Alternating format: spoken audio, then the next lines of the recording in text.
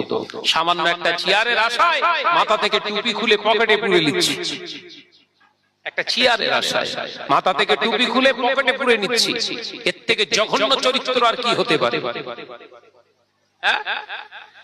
সামান্য একটা পদের আশায়, চেয়ারের আশায়, একটা স্টেজের আশায় আরেকজন ভাইয়ের বিরোধিতা, উল্টো পাল্টা সুর চড়িয়ে কথাবার্তা বলছি, একবারও দ্বিধাবোধ করছে না আমার কলেমার ভাই।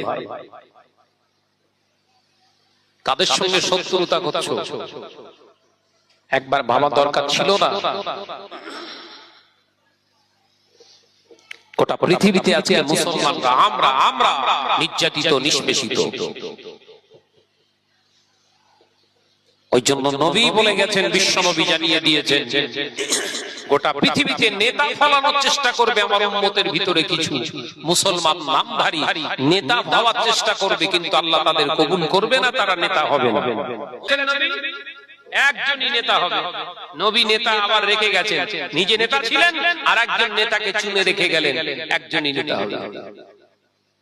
কারণ ইমাম মাহদী আলাইহিস সালাম দুনিয়ায় আসবে চেয়ারের আশায় নয়, টুপি খুলে পকেটে নেবে না। এই কথা বুঝতে পারছেন না? টুপি খুলে পকেটে নেবে না।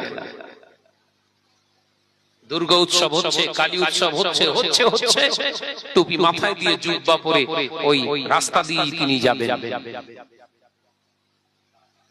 কারণ তার কাছে টুপি, তার কাছে দাড়ি, তার কাছে জুব্বা, এটাই হলো তার জীবনের সবথেকে মূল উদ্দেশ্য। জীবন দিতে রাজি, কিন্তু রাসূলুল্লাহর সুন্নতের উপরে আঘাত আসতে দেব না। একবার জোরে জোরে